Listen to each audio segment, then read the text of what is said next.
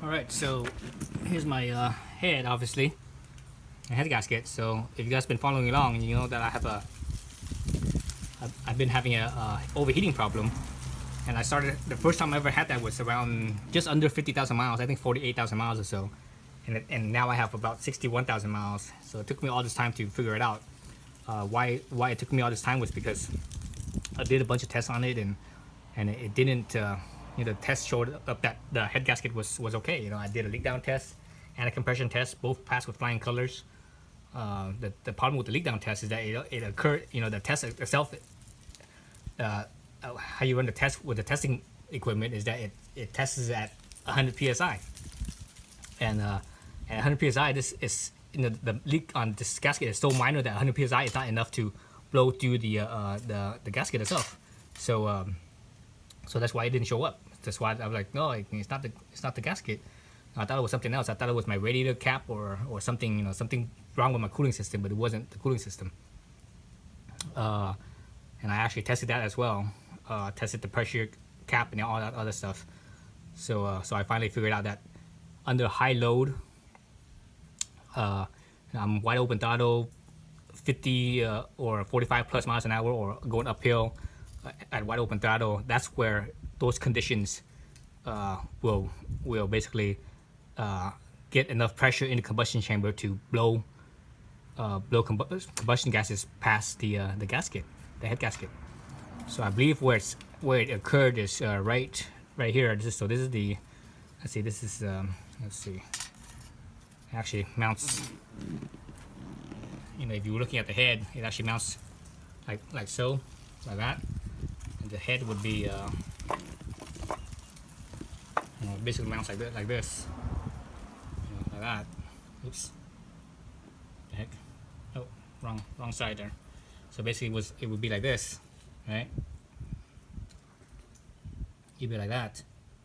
So looking at where the leak is, and I'm basing this, my hunch, and I'm basing it on the sealant material here, which because this is a metal head gasket obviously, but the sealant material is that black rubbery stuff. Where I think it's leaking is actually right here. This is the exhaust side. That's the intake side. Exhaust side. That's on the bottom. So I believe it's right in this area right here. That's where it's happening. Looking at on both this surface and the head surface, where the material was, where I had this rubber material was, it's still intact all around. It basically, it made it up both sides where there was still rubber material, except for this spot right here. This was the spot that had the least amount of rubber material. Where it was, where basically it seemed like it was most likely it was right here, and this is where the exhaust side is, and that's sort of it's kind of understandable because the exhaust side is hotter than the intake side, so that's probably why it's worn out. So after this happened, I did a lot of research on Honda scooters with blown head gaskets, and I find that a lot of the Honda scooters that do have blown head gasket, they usually occur around 50,000 miles. So mine was basically right on cue, about 50,000 miles, and 50,000 miles is a lot for a scooter. So the only thing I have to look at is basically older scooters, scooters from the 80s basically.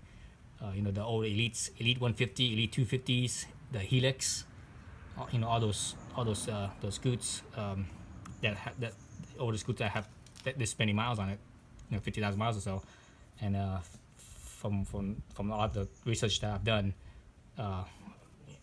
with blown head gaskets with Honda scooters, it's about 50,000 miles. So anyway, so I got a new one, a whole kit, not just the head gasket itself, but like the whole kit.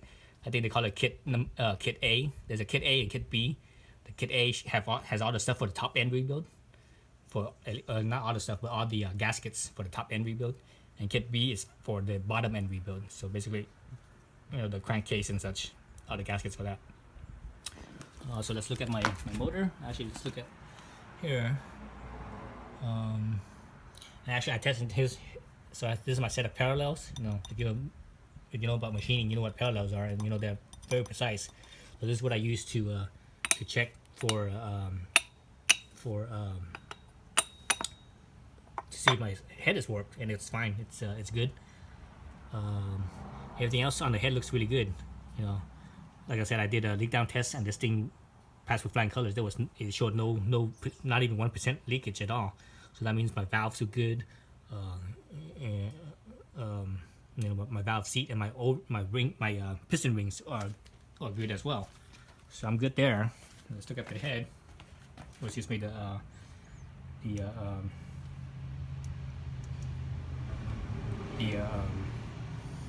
top of the piston here.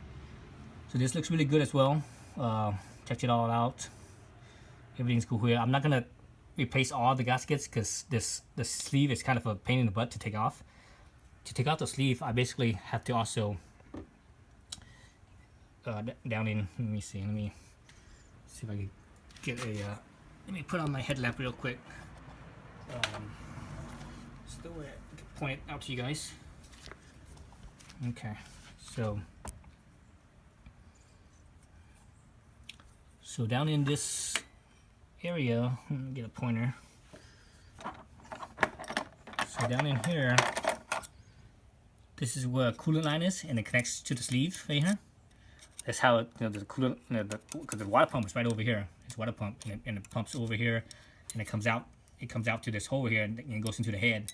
So because of this connection right here, for me to take this off, I have to take all this stuff off right here, and I don't want to do that. I'd have to take out the radiator, not just the radiator, but the whole side of the crank cover, the crankcase cover over here as well, to be able to get this part off. So that's just too much work. So when I took this off, I was real careful to leave the piston as, you know, the sleeve as intact as possible, so I don't get crap down in the base gasket right here.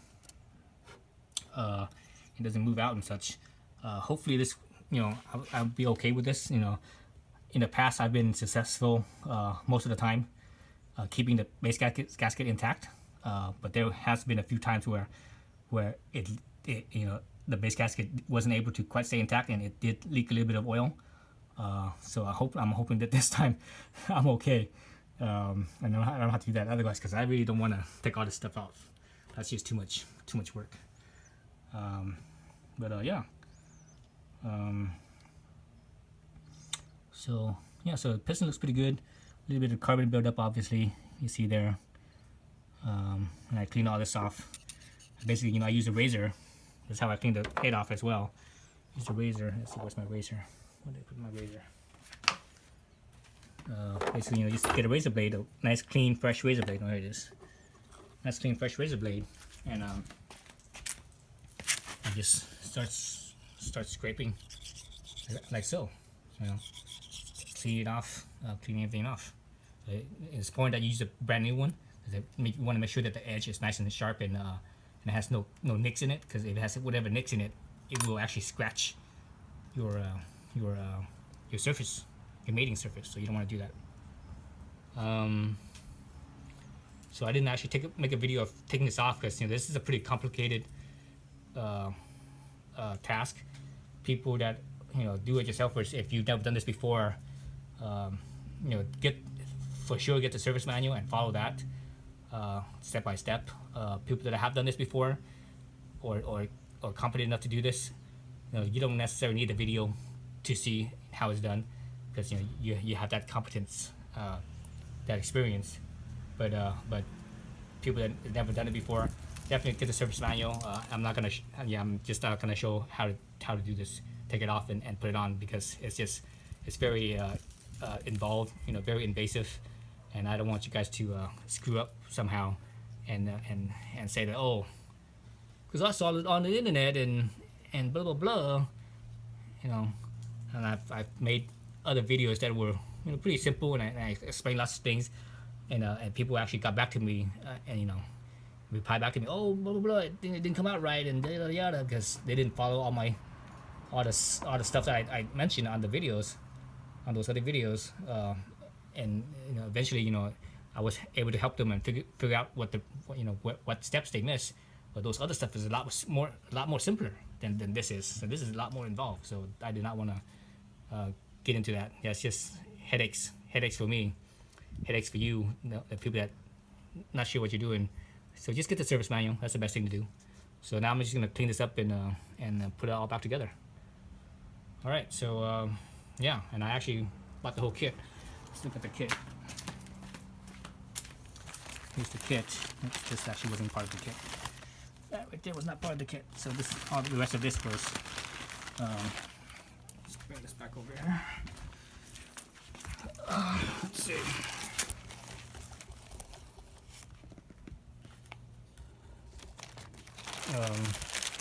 Let's see what they have. So this is the whole kit. It was actually it wasn't that bad. You know, the whole kit is actually cheaper than buying everything individually. So that's what I would recommend. And obviously I'm not going to use everything in this kit because I didn't take off the sleeve. So let's look at it. Here's the this is the valve cover gasket. That's one. Here's the head gasket. You know, basically a head gasket. This other. The base gasket. That's, you know, the sleeve gasket. This is one I'm not going to use. Exhaust header gasket. Let's see.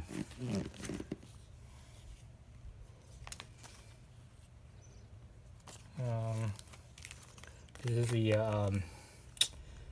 timing chain tensioner gasket. These two are the valve cover bolt cover gasket for the bolts. These two right here are for the intake manifold. So this is the intake manifold, and on top of, between the intake manifold and the head itself is a thermal isolator. So, you know, it's basically a piece of plastic. So that's there so that way the heat from the head does not get onto the intake manifold, because the intake manifold is what attaches to the throttle body, right? So actually, let's look at that real quick. So here's the throttle body, right? So intake manifold. So you know there's a gasket there, and there's actually also a piece of plastic that goes between here and the head itself. So there's a, you know, here's the head. Here's the head. So this right here will mount onto here. So there's a piece of plastic between these two. So the heat doesn't get onto this. You know, obviously the fuel injector is right here. It sits right here. So you don't want to get that hot. So that's why they have that. And that's true on carburetors as well. You don't want to get the carburetor hot. So that has that. It always has that that isolator or insulator, I should say. So that's the gasket for those things.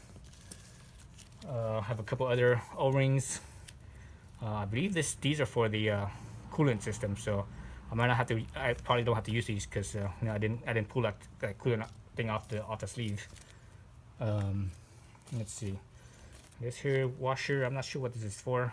I didn't see this one, so I think I didn't go that far to take off this washer. And there's another, there's a little brass washer here. I'm not sure where that's from, because I didn't see that either. So I don't think I went that far. But anyways, all this stuff together is cheaper if you buy it as a whole set compared to buying buying them separately. I think this whole kit was I think it was like $50, 50 or maybe $60. I can't remember. But anyways, it's cheaper, so that's why I got the whole set. Even though some of the stuff I'm not using, I think it's still worth it to buy the whole set. So it was actually on back order from Honda America. So it took a month for them to get this to me, over a month actually.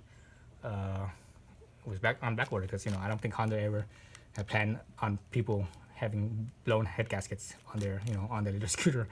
At least not that soon, you know. Just, you know, realistically in the U.S., people don't ride their bikes that much, or, you know, and especially a scooter. You know, you don't ride the scooter that much. But, you know, I'm one of the few people that does, and I've known a few people that have.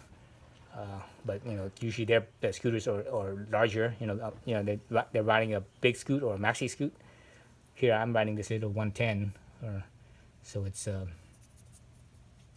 so that's even more rare, where you have a smaller scooter that a sub 150, a sub 125 that has that many miles.